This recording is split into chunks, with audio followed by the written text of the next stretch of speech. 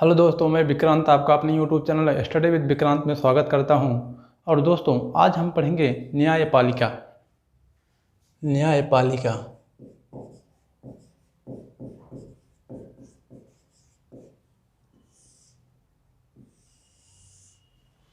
दोस्तों, न्यायपालिका भारत के संविधान के भाग 5 में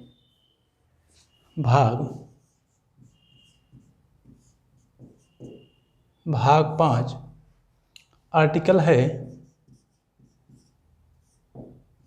124 से 147, 124 से 147। दोस्तों, भारत के संविधान के अनुच्छेद 124 से 147 तक न्यायपालिका की व्यवस्था की गई है। 124 से लेकर के 147 तक में न्यायपालिका के स्वतंत्रता की जो नियुक्ति है, उनके कार्य हैं, अधिकार हैं, शक्तियां हैं और न्यायाधीशों के वेतन, भत्ते, अन्य जो भी शक्तियां हैं वह अनुच्छेद 124 से लेकर के 147 में विस्तृत विवरण दिया गया है। और दोस्तों, हम लोगों को पता है कि भारत एक संघीय देश है, अर्थात भारत एक संघों का देश है। भारत संघीय देश है।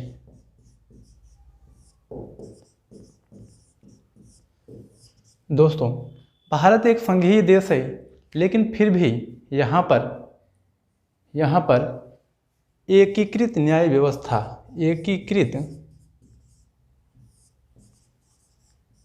व्यवस्था विद्यमान है। न्याय व्यवस्था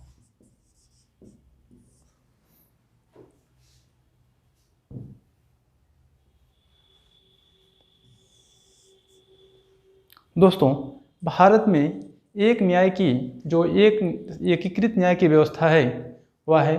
अब लेकिन अगर हम देखें यूएसए में, संयुक्त राज्य अमेरिका में अगर हम देखें तो एक न्यायालय नहीं है। वहाँ पर कई न्यायालय हैं। जैसे वहाँ पर एक न्यायालय है संघीय न्यायालय,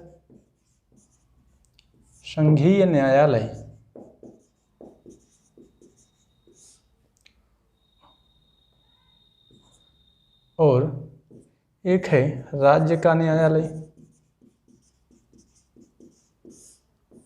तो दोस्तों, वहाँ पर जो संघ के लिए कानून है, अर्थात जो देश के लिए कानून है, वहाँ देशों पर लागू होता है, यह न्यायालय व्यवस्था लागू करते हैं। और जो राज्य के कानून हैं वह राज्य न्यायालय लागू करते हैं। लेकिन दोस्तों, भारत में ऐसा नहीं है। भारत में सुप्रीम कोर्ट तो है। भारत में सुप्रीम कोर्ट जो सर्वोच्च न्यायालय है, जो पूरे भारत के क्षेत्र से कहीं से भी कोई विवाद हो, कहीं भी किसी भी प्रकार के निस्तारण की हो, तो वह सुप्रीम कोर्ट में जाता है। अगर इसके नीचे भी कई न्यायालय हैं, जैसे उच्च न्यायालय है, इसके नीचे उच्च न्यायालय है, फिर इसके नीचे जो जिला न्यायालय है, जिला न्यायालय, और भी कई न्यायालय हैं, सत्र न्यायालय जैसे है। और दोस्तों, और भी कई न्यायालय बनाए गए हैं। जैसे एक बनाया गया है ट्रिब्यूनल बनाया गया है। और है जैसे एक है लोक अदालत,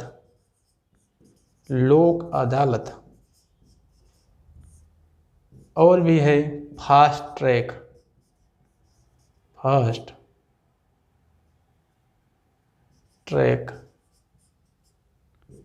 तो दोस्तों, सुप्रीम कोर्ट जो न्यायालय है वह सर्वोच्च न्यायालय है। वह पूरे देश के मामलों को देखता है। उसके नीचे उच्च न्यायालय है, फिर इसके नीचे जिला न्यायालय है, सत्र न्यायालय है, फिर इसके नीचे अगर देखें तो ट्रिब्यूनल है, लोक अदालत है, फास्ट ट्रैक है।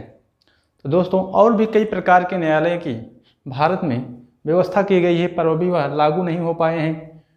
न्यायाधीशों की संख्या और जो कमी है वह, और उसके बाद हम देखें तो न्यायाधीशों की संख्या तो कमी है, और इसके बाद जो संसाधन है उनकी भी कमी है। और इसी प्रकार से अभी कई ग्राम न्यायालय की व्यवस्था की गई है, लेकिन ग्राम न्यायालय अभी भी नहीं बन पाया है। तो दोस्तों, जो सर्वोच्च न्यायालय है उसके नीचे कई न्यायालय हैं, उच्च न्यायालय हैं, जिला न्यायालय हैं, सत्य न्यायालय है, ट्रिब्यूनल है, लोक अदालत है, फास्ट ट्रैक है। और दोस्तों, अगर हम अमेरिका में देखें, अमेरिका भी संघीय देश होने के बावजूद वहाँ पर एक पूरे देश के लिए एक न्यायालय है और एक अपने राज्यों के लिए। जानते होंगे कि अमेरिका में 50 राज्य हैं, तो वहाँ पर 50 न्यायालय हैं और एक संघीय न्यायालय है जो सर्वोच्च, जो देशों का, जो देश के कानून हैं उन्हें देखती है। तो इस प्रकार से हम देखें तो एक संघीय न्यायालय है, एक राज्य न्यायालय है जो राज्य के कानूनों को देखती है। लेकिन दोस्तों, जो भारत में है वह उच्च न्यायालय है और जिला न्यायालय है। यह सभी प्रकार से इसके सुप्रीम कोर्ट के सभी अधीनस्थ न्यायालय हैं, लेकिन यहाँ पर संघीय न्यायालय जो अमेरिका में है वह उसके नीचे अधीनस्थ नहीं है न्यायालय। ये न्यायालय स्वतंत्र न्यायालय हैं। अर्थात हम अगर भारत और अमेरिका की तुलना करें तो भारत में एकीकृत न्याय की व्यवस्था है, लेकिन अमेरिका में ऐसा नहीं है। तो दोस्तों, अमेरिका में द्वि न्यायालय की व्यवस्था की गई है, अर्थात वहाँ पर 2 न्यायालय होते हैं। लेकिन दोस्तों, भारत में जो न्यायालय है वह कई देखें तो अधीनस्थ न्यायालय हैं, उनके कई न्यायालय हैं। तो दोस्तों, अब हम आते हैं, देखते हैं कि जो भारत में न्यायालय हैं सुप्रीम कोर्ट। तो दोस्तों, आज हम केवल सुप्रीम कोर्ट पर चर्चा करेंगे। सुप्रीम कोर्ट के जो न्यायाधीशों की नियुक्ति है, न्यायाधीशों की संख्या है जो घटती बढ़ती रहती है, अभी बढ़ाया गया है वर्तमान समय में। तो दोस्तों, हम इन सभी पर विस्तृत चर्चा करेंगे। तो दोस्तों, शुरू करते हैं आज का लेक्चर, सुप्रीम कोर्ट सर्वोच्च न्यायालय।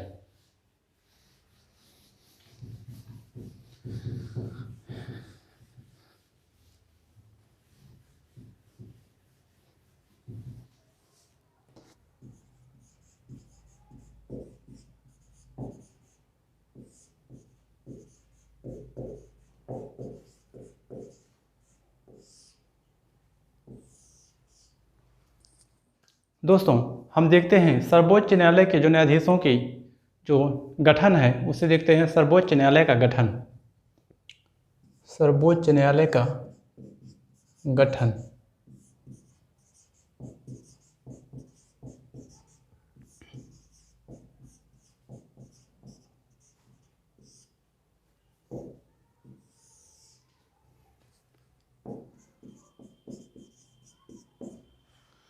दोस्तों, सर्वोच्च न्यायालय का गठन अनुच्छेद 124A के तहत दोस्तों किया गया है।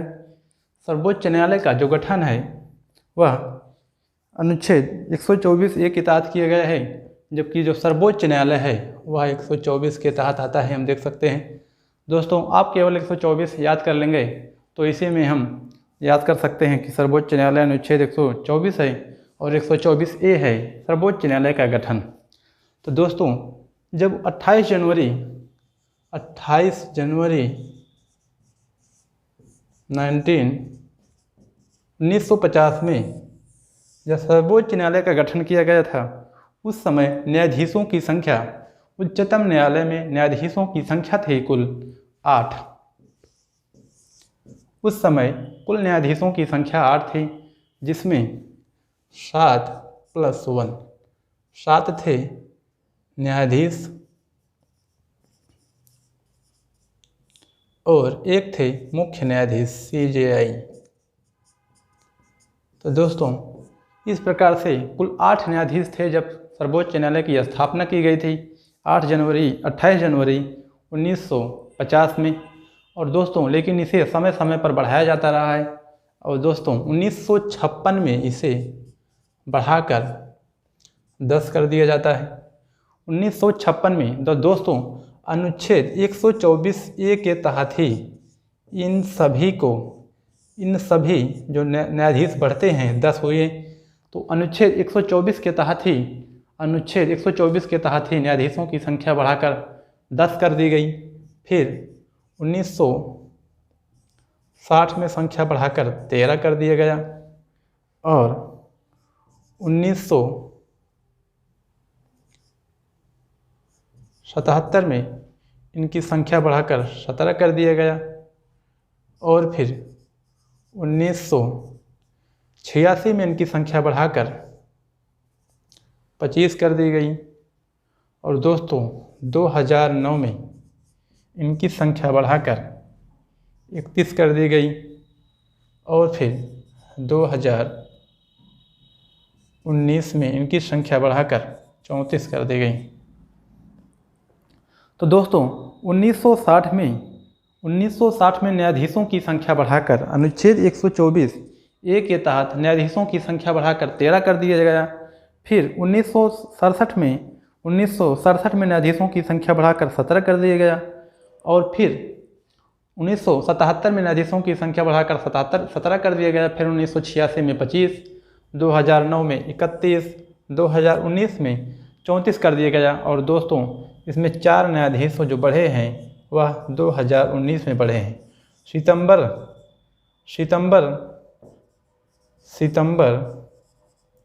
2019 में 4 न्यायाधीशों ने शपथ ली है। तो दोस्तों इस प्रकार से अगर हम देखें तो वर्तमान समय में 2020 में सितंबर 2020 में कुल न्यायाधीशों की संख्या है 34, जिसमें देखें तो जस्टिस बोबड़े जी इस समय मुख्य न्यायाधीश हैं। CJI हैं वह जस्टिस बोबड़े जी हैं। और दोस्तों इस प्रकार से हम देखें और अगर हम इसमें पहला न्यायाधीश देखें तो हीरालाल जे कनिया थे मुख्य न्यायाधीश पहले, तो सर्वोच्च न्यायालय के पहले जो मुख्य न्यायाधीश थे हीरालाल जे कनिया थे।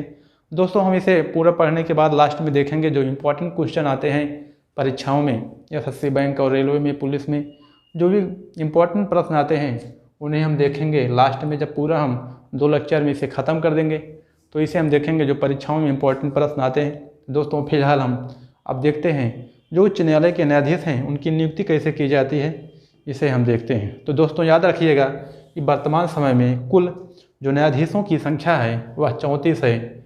यह अनुच्छेद 124 ए के तहत इनके न्यायाधीशों की संख्या बढ़ाई जाती है और घटाई जाती है। घटाई तो नहीं गई है दोस्तों, बढ़ाई गई है हमेशा। अब हम देखते हैं जो सर्वोच्च न्यायालय के न्यायाधीशों की नियुक्ति की जाती है कैसे किया जाता है, उसे हम देखते हैं।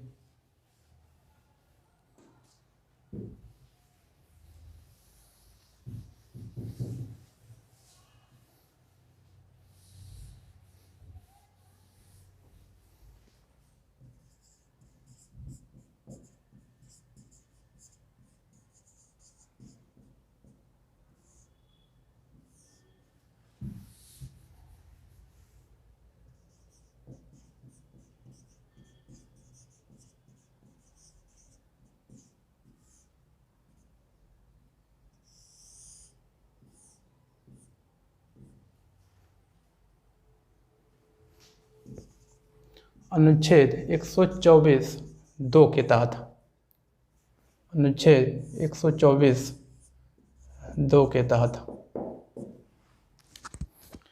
दोस्तों हम देखते हैं जो सर्वोच्च न्यायालय के मुख्य न्यायाधीश की नियुक्ति होती है वह राष्ट्रपति करते हैं। दोस्तों जो सर्वोच्च न्यायालय के मुख्य न्यायाधीश हैं उनकी नियुक्ति राष्ट्रपति करते हैं। सर्वोच्च न्यायालय के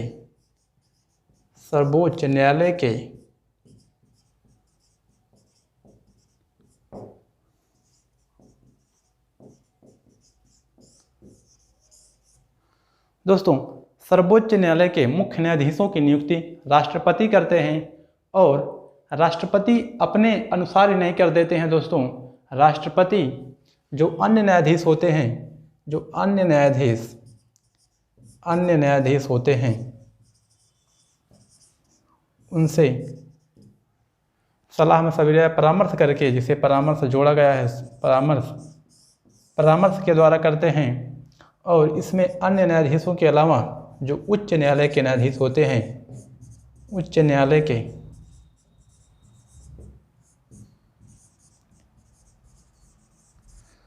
न्यायालय के जो न्यायाधीश होते हैं उनसे भी परामर्श लेकर के किया जाता है और अन्य न्यायाधीशों का भी इसी प्रकार से नियुक्ति की जाती है। तो सर्वोच्च न्यायालय के न्यायाधीशों की नियुक्ति राष्ट्रपति करते हैं। राष्ट्रपति परामर्श के अनुसार न्यायाधीशों की सर्वोच्च न्यायालय के मुख्य न्यायाधीशों की नियुक्ति करते हैं और इसी प्रकार से अन्य न्यायाधीशों की नियुक्ति भी राष्ट्रपति करते हैं। कि उच्चतम न्यायालय के न्यायाधीशों की नियुक्ति है राष्ट्रपति परामर्श के अनुसार करते हैं। दोस्तों, कॉलेजियम प्रणाली 1990 में बनाया गया। दोस्तों, कॉलेजियम प्रणाली 1990 में बनाया गया, जिसके तहत यह नियम निर्धारित किया गया कि वरिष्ठ जजों की जो कमेटी है, 2 वरिष्ठ जजों की कमेटी, 2 वरिष्ठ जज होंगे जो यह बताएंगे कि नाम प्रस्ताव देंगे कि किसे मुख्य न्यायाधीश को बनाना है, किसे मुख्य न्यायाधीश बनाना है। तो 2 वरिष्ठ जज होंगे जो यह बताएंगे, जिसका नाम प्रस्ताव करेंगे उसे बनाया जाएगा सुप्रीम कोर्ट का मुख्य न्यायाधीश। और कॉलेजियम प्रणाली के तहत ही दोस्तों अन्य न्यायाधीशों की भी नियुक्ति की जाती है। तो कॉलेजियम प्रणाली वह है जो 1990 में बनाया गया और इसके तहत 2 वरिष्ठ जज यह नाम प्रस्ताव करते हैं कि किसे सुप्रीम कोर्ट का मुख्य न्यायाधीश बनाया जाना है और अन्य किसे न्यायाधीश बनाया जाना है। तो दोस्तों, हमें बस केवल जानकारी के लिए यह देखना है कि जो कॉलेजियम प्रणाली है उसी के तहत ही वरिष्ठ जजों की जो कमेटी होती है वही मुख्य न्यायाधीशों की नियुक्ति तथा अन्य न्यायाधीशों की नियुक्ति के संबंध में प्रस्ताव पारित करती है कि किसे न्यायाधीश बनाया जाना है। तो दोस्तों, कहीं पूछा नहीं जाएगा, बस जानते रहिए जो कॉलेजियम प्रणाली है उसी के तहत न्यायाधीशों की नियुक्ति की जाती है और कॉलेजियम प्रणाली 1990 में बनाया गया है। दोस्तों, अब हम देखते हैं जो न्यायाधीशों की योग्यता होती है, जो सर्वोच्च न्यायालय उच्चतम न्यायालय में जो न्यायाधीशों की योग्यता होती है उसे देखते हैं। तो सर्वोच्च न्यायालय के सर्वोच्च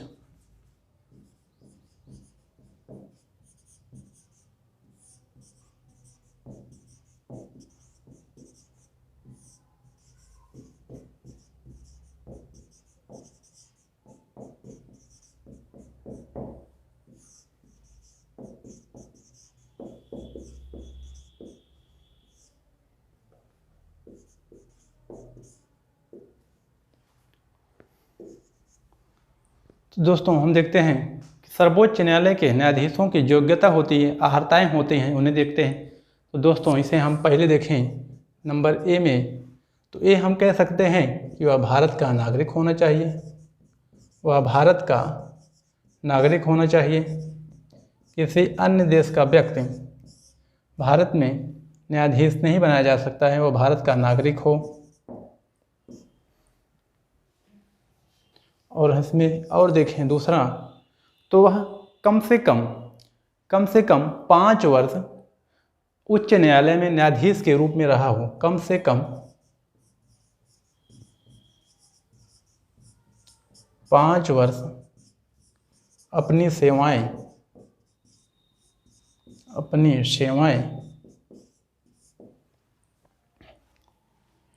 कम से कम 5 वर्ष अपनी सेवाएं उच्च न्यायालय में, किसी भी उच्च न्यायालय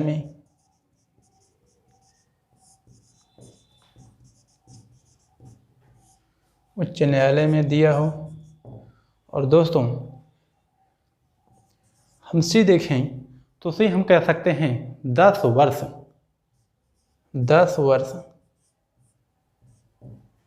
वर्ष अधिवक्ता के रूप में, वकील के रूप में, अधिवक्ता के रूप में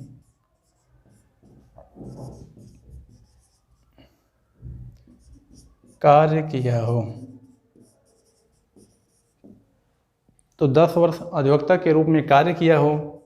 और दोस्तों, हम इसमें डी में देख सकते हैं कि वह राष्ट्रपति की नज़र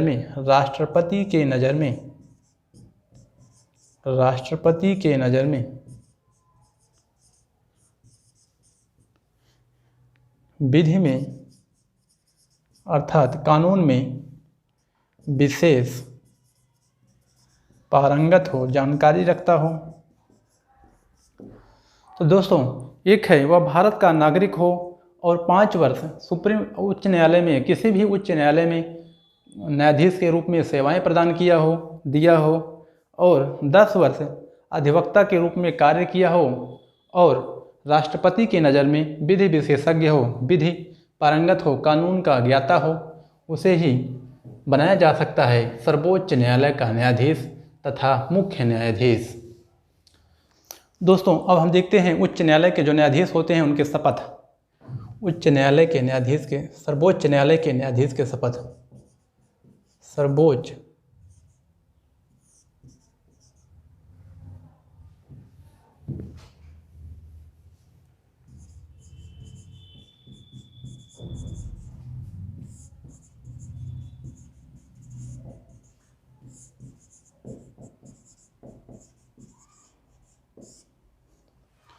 तो दोस्तों, सर्वोच्च न्यायालय के जो न्यायाधीश होते हैं, सर्वोच्च न्यायालय के न्यायाधीशों की शपथ राष्ट्रपति दिलाते हैं। तो राष्ट्रपति शपथ दिलाते हैं।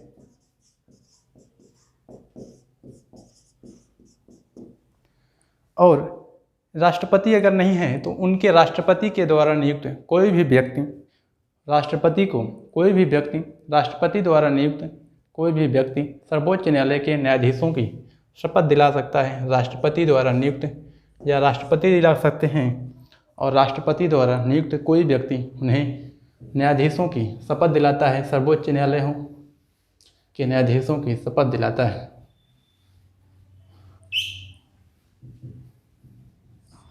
अब दोस्तों हम देखते हैं जो सर्वोच्च न्यायालय के न्यायाधीश होते हैं उनका कार्यकाल, न्यायाधीश का कार्यकाल।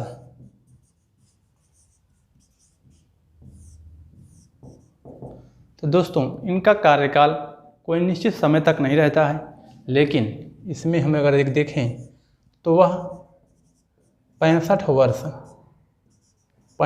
वर्ष से पूर्व तक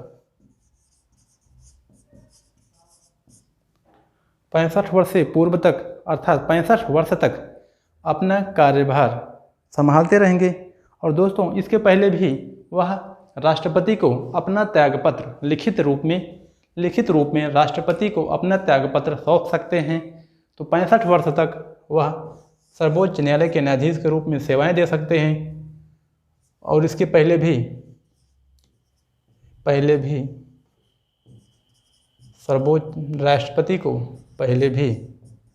राष्ट्रपति को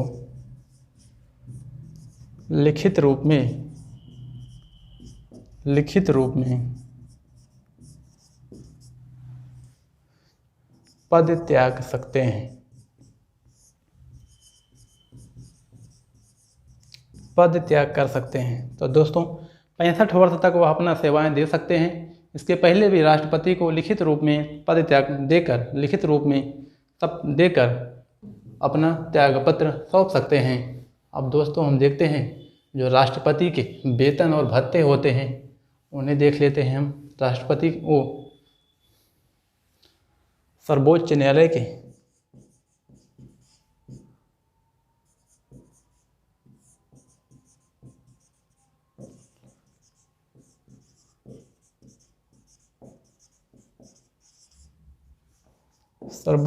के न्यायाधीश के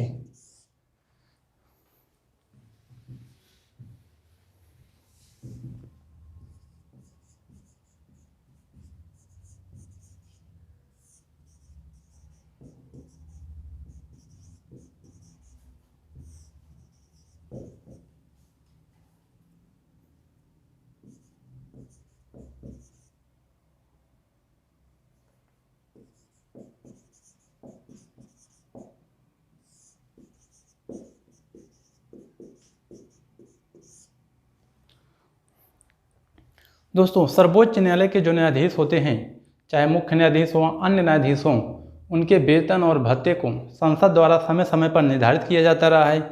और दोस्तों, भारत की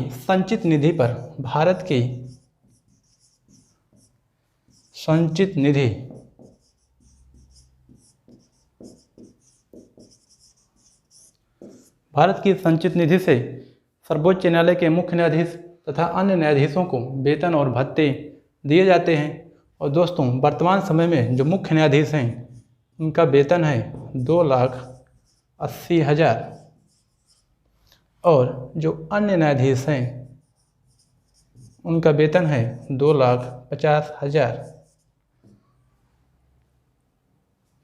तो दोस्तों, सर्वोच्च न्यायालय के मुख्य न्यायाधीशों का जो वेतन है, सर्वोच्च न्यायालय के मुख्य न्यायाधीश का वेतन है वह 2.8 लाख है और जो अन्य न्यायाधीश हैं उनका वेतन है 2,50,000। तो दोस्तों, 2,80,000 वेतन है CJI का और अन्य न्यायाधीशों का जो वेतन है वह 2,50,000 है। तो बस आज के लिए इतना ही। हमारे चैनल को लाइक, सब्सक्राइब और शेयर करें। दोस्तों, हमारे वीडियो कैसा लगा आप ज़रूर बताएं अपने कमेंट के माध्यम से। धन्यवाद दोस्तों।